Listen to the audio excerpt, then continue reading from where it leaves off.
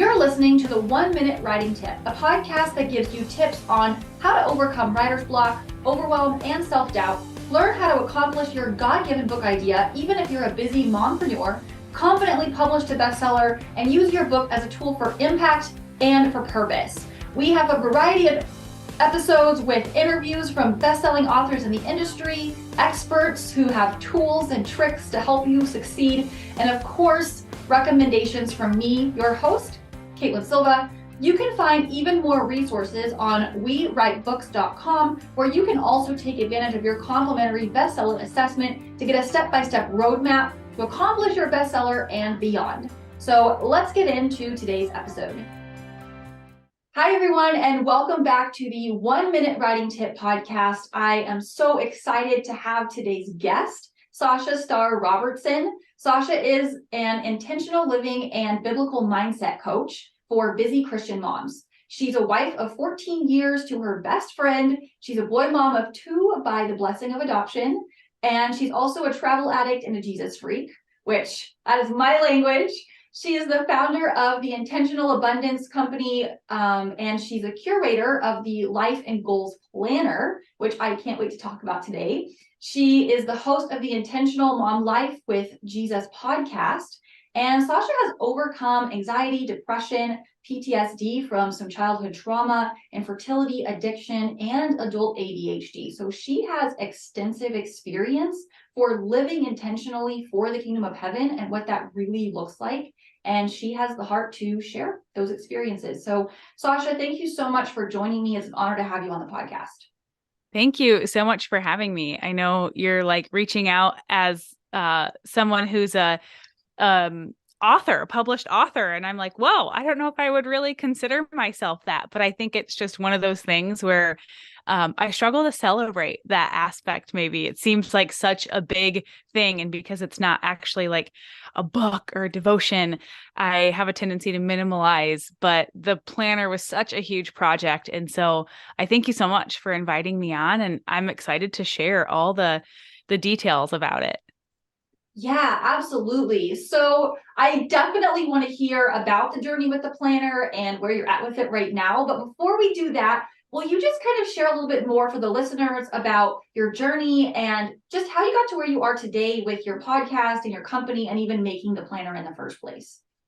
Absolutely. So I had this dream ever since I got married. My husband jokes that the moment we got married, I was like, I need to have kids. I want a baby right now. And he was not ready for that. We were still young. I was married 21 days after my 21st birthday.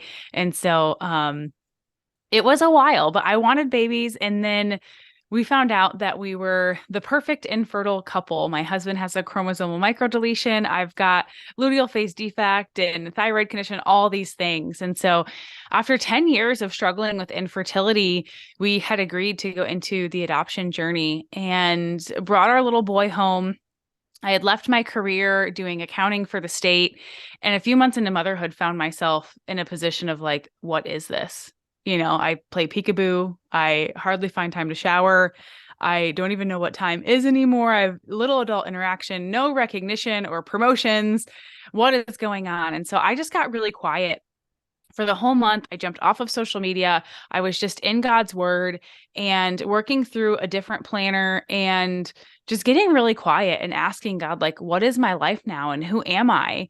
I felt like this motherhood to just a few-month-old little baby wasn't all that I was anymore, although that's what it felt like. And so God had showed me so much about who I am as a person, who I am in Him, about my skills and strengths and gifts that He's given me. And it was quite a long journey after that, just following one step after the next of where He was calling me, that created this whole process. And it was a few months after that experience that I set out into coaching in a totally different capacity and just felt like it wasn't right. And I, again, went back into the season of getting quiet, and I'm like, God, how He called me into coaching. How is this supposed to look? And it was through that process that I heard Him say, you're just rocking this mom life thing. And I was like, what? I didn't get it at first, but then through that quiet time, realized that motherhood became a catalyst for me that was the opposite 180 flip as most. I became more intentional with my self-care, more intentional with my time with God, more intentional with taking care of my home, my health, so many things. I lost 70 pounds, my son's, first, I don't know, it was between 6 months and like a year and a half old. And I think most women have these opposite flips. And so I sat down with a Google Doc open in front of me and just brain dumped out all of these ways that I'm rocking this mom life thing. Like, how am I doing this? And it was 65 pages later, I had what was then the I Am coaching program, Intentionally Abundant Motherhood. And that turned into the Life and Goals Planner and the coaching that I do with women today. And again, it's just continued to grow from there as I've leaned in and I've sought out coaching and courses and grown as a person and followed God's direction. So yeah, that's where it all started and the whole journey. Yeah. Wow. And I love that so much because I think so many people tend to start out a journey in the wrong place. Like they started for the wrong intentions. And I love that you started it from a place of getting quiet and listening for the Lord's direction and letting him be the one to lead you. I think that is reflected in where you are now because, it's allowed him to be that guiding force. And that always makes such a huge difference, no matter what you're doing or what course of life you're taking, so I love that. So since you mentioned you were really digging into the planner, it sounds like the planner was kind of birthed out of that experience that you went through and how you had to implement that for yourself. So talk to me about how that came to fruition and how you started creating this planner for others to use. Right. Well, first it was this brain dump just on a sheet of paper of like answering this question. Okay, how am I rocking this mom life thing? Like what actual steps did I take to get here? And then I opened up the Google Doc and just like put all of those bullet points in and then fleshed out a little bit more of each one of those. And then I didn't touch that for a couple of weeks or a couple of months. And I just felt really heavy on my heart of like, create this into something that people can use. And I thought for a while about writing a book, but then I was like, how much more practical is it not just to read the information, but to use the information to create something that's a tool that people can walk through. And so when you go through the planner, you'll see the first section is these deep dive questions. And that was my first like 30 days when my son was just a few months old, asking myself these questions about who am I? Where have I come from? Like, where do I want to go? What's the legacy that I want to create? And what are my gifts? And where am I now? And what's standing in the way? And just all these, there's over 50 really deep dive questions that go into who you are as a person. And so that was kind of like my first 30-day experience. And then the next section is self-care and mindset. And so that walks you through kind of these practical self-care worksheets to pull out some of that most powerful self-care stuff for you, making sure you're not turning to coping mechanisms that aren't really helpful and labeling them as self-care. It talks about being a new creation in Christ and really stepping into who God says you are and that God-given identity. And then section 3, so that was kind of like this process that I had gone through over the course of several months. And then section 3 really takes all the stuff from the first 2 sections and culminates it into where am I in this season and how do I want to show up so that I can, achieve this legacy of what I've set out to, the person that I want to be when I'm 80, what I want said about me, after I'm no longer here on this earth, and how I want to interact with my grandkids and so on and so forth. What steps do I need to take in the next, year or the next season? And what's actually something that I can achieve in the season of life that I'm living in right now? I've got currently a 7-month-old and a 3.5-year-old. That's going to look totally different than something I would be doing, when they're grown adults and I have grandkids. And that whole section brings everything together, but then helps you pick your most important things for this season and then breaks those down into action steps that you can achieve on a weekly, monthly, and daily basis. And so then there's a monthly section, a weekly section, and a daily section in there with tons of tools and resources that you can use to live intentionally right now, today, this week, this month. Wow. Yeah. And, I love that it's not just a planner, right? Because, there's a lot of people that put out a planner, and it's great for those people that need something that's just really cut and dry. But I love that yours is so filled with, scripture and intention and purpose and guidance. And, it speaks very much about what you said about, you living intentionally and according to God's purpose and design. And so I think that's what really makes all the difference for this planner, is that it's not just a planner. It's also not just a book. It's not just a journal. It's not just a guidebook. It's kind of all those things mixed into one. And that makes it really powerful and a really great resource for us moms. I mean, I'm a mom of 4, so, I understand what you mean. It's hard to feel like you're living a life aside from motherhood as your sole identity, or, all these different things. And so, yeah, I love that. And it's such a powerful tool, and it's important as moms to have that type of tool and that type of resource for sure. So one thing that you had kind of mentioned to me was that you are in the process of, making some changes with the planner and, reconsidering how it was originally made versus how you want it to be for people so that it's even more, effective. So talk to me a little bit more about that. Yeah. When I originally set out to do it, my mindset was very digital. I wanted something that could be digital because I've seen other planners, I guess, somewhat similar to this style.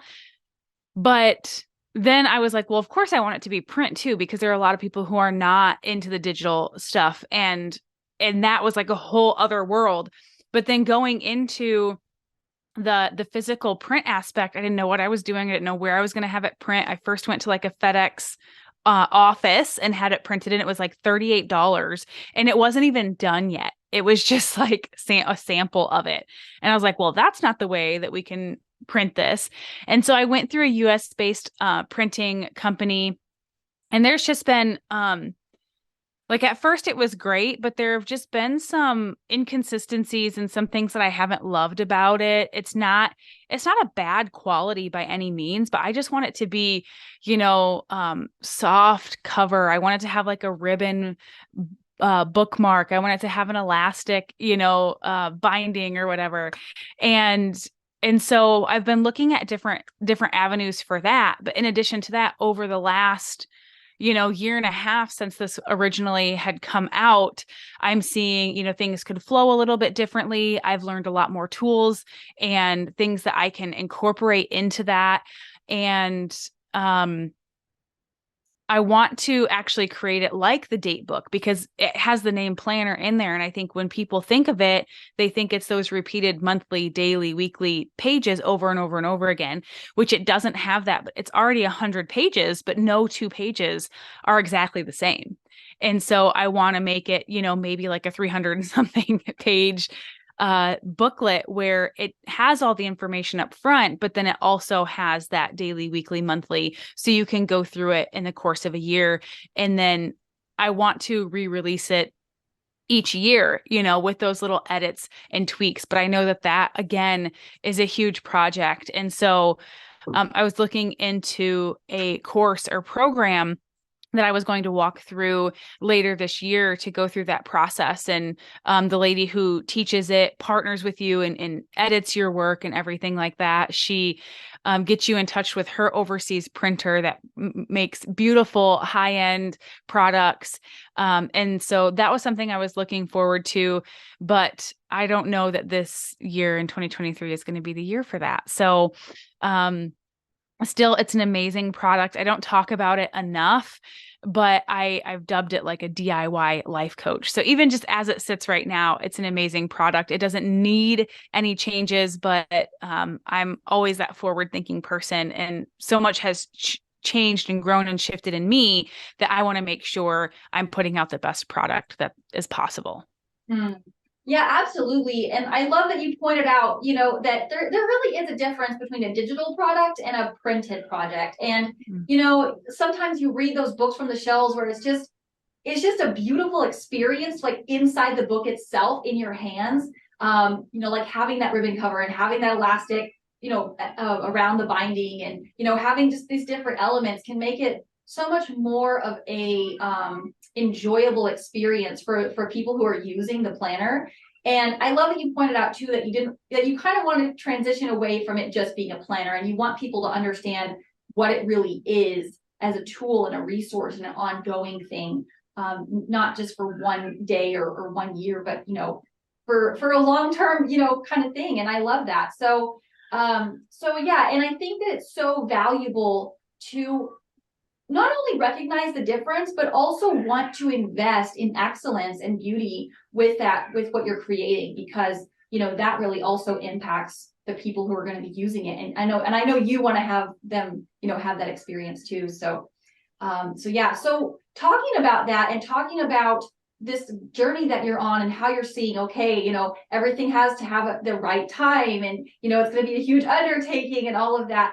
What would be the tips that you would offer for our listeners who might want to create a project, like whether it be a planner or some kind of guidebook, or maybe something that's not necessarily like a full-on novel, but still like in the publishing process and all of that? What would be your tips for them after going through this journey yourself and everything that you've learned? Yeah, that's a big one. I would say number one, I would start with a brain dump. Just get everything that's floating around in your head out on paper. That's the steps that I take for almost every project or undertaking that I see in front of me, is like, okay, let's dump it all out. We even had recently, it was last year, we were going on a family trip, and I just felt really overwhelmed, a couple of days before the trip. And so it was like, okay, let's stop. Let's brain dump all the things that are causing that overwhelm and get it out on paper. And then we can organize it, and then we can, move it all around. And so that's what I did in starting the process for this planner. And then I started going through and moving things around, elaborating on different things, realizing one bullet point was actually two, or these three bullet points that I did could have been, sandwiched together, and noticing threads and themes and things like that. So I think that would be relevant whether you're thinking about a book or a devotion or fiction, nonfiction, planner, whatever it is that you're creating. First, get the ideas out of your head. I think my second tip would be mapping out what you want it to be before looking and cross-referencing other things. I think that was one of the things that kept me stuck for a little while. Was I kept purchasing other planners or pulling all these old planners off my shelf and looking what was in them, and like, oh yeah, this is a really good tool, I should probably incorporate this. And then it became really overwhelming to me to try and incorporate all these different things, instead of just going off of what my original vision was and creating that. And then I think third tip would be, if you are looking at doing digital or printed or both, getting a little bit of understanding or education in those different areas. So mine, I opted to go with both. And so there's a digital portal, a training portal that everyone who purchases the planner can log into. There's training videos and digital downloads. You can download the whole planner, you can download different sections, and you can even download individual pages. And in those, there are actual clickable links. And so if you open it in, Adobe, for example, you can click the link and it will, in the table of contents, and it will take you there. Totally different beast than a printed product, making sure you're having bleeds and print margins, and the cover is different size than the inside, and what kind of bindings do you want, and then knowing that it's a longer process for a company to then go about and print and assemble that product and get it shipped out. Where are you going to store that inventory if you're going to buy in bulk, or are you going to do print on demand? there are just so many questions that I didn't realize when it came to the printing aspect. And so when I originally had set out, I was like, okay, digital one's going to be available. It's going to be available in 30 days. And then only the digital one was available in 30 days because it took another 30 to 45 days of sometimes like 8-hour days, getting up early in the morning, late at night, tweaking things and doing all this stuff. And then again, thinking about page spreads, I realized there were a couple of spreads that I had in the planner where I wanted these 2 pages. Like when you open the book, you can see these 2 pages. And so I had to add a page here or delete a page there to make sure the spreads were actually where they were supposed to be in the book. And so it was a lot of research, a lot of learning curve, and just trial and error to make it through that season. And so if you know somebody who's gone through that process, or if there's a coach or somebody that you can partner with in that, it's definitely worth the investment to save you time and headache.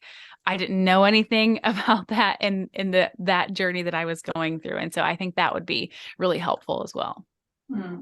Yeah, you shared some really huge golden nuggets there. And I love those tips that you shared because, it doesn't matter what the outcome is going to be. The process is often typically the same. It is important to do some brain dumping and get clear and really be intentional about, what is it that I'm trying to do? And then I so identify with what you said on not comparing to other products until after you've created at least your first draft and your vision. That's something I share with my listeners and my clients and all of that very frequently. I've had people ask me, oh, should I go read, similar authors or whatever? And I'm like, no, do not go do that, because it creates self-doubt. It creates feelings of inadequacy. It creates all kinds of things internally that do create block, and it postpones you accomplishing the goal, as opposed to just focusing on the simplicity of just, okay, what's in my mind, what's in my head, what is this vision that I've been given that I'm going to now,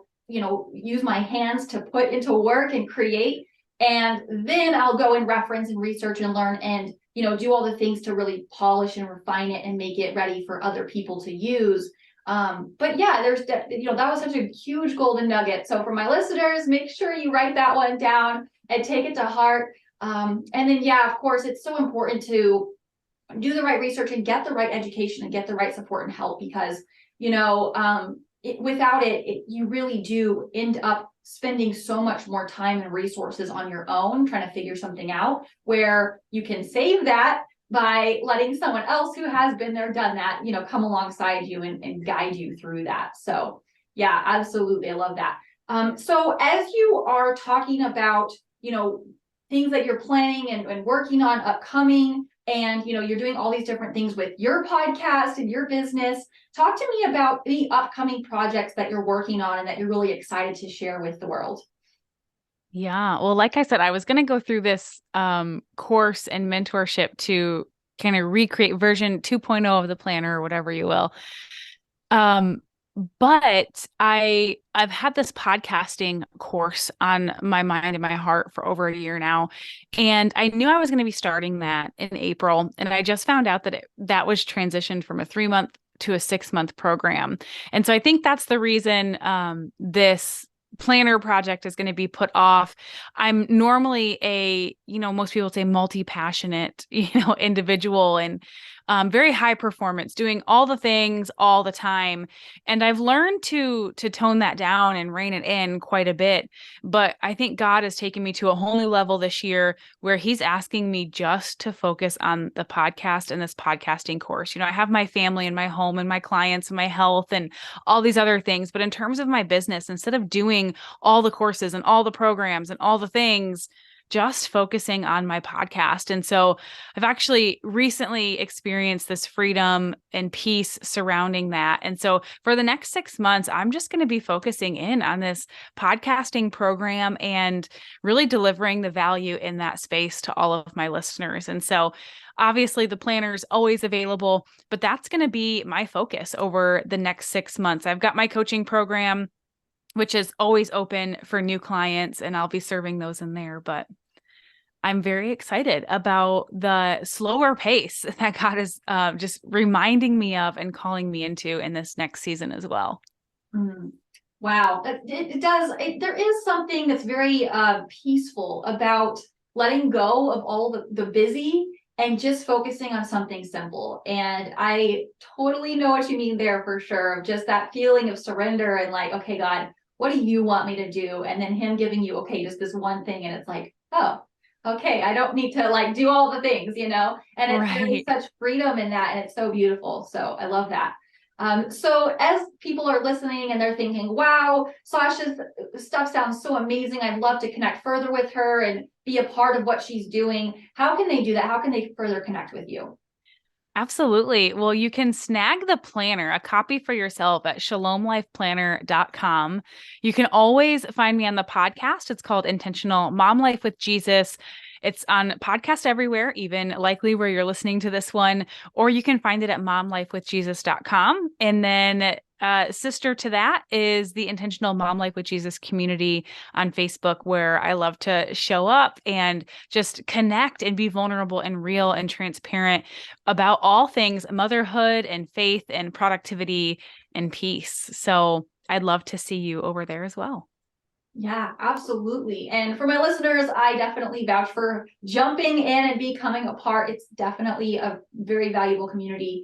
And if you, as my listener, want to live with intention and rock your mom life with Jesus and spend more time with God, and really understand his purpose for your life and for his kingdom, definitely do connect with Sasha, get involved in her community. I will include those details in the description for you guys and the relevant links so you guys can check out the planner. And Sasha, thank you so much again for joining me on the podcast. It was great to have you.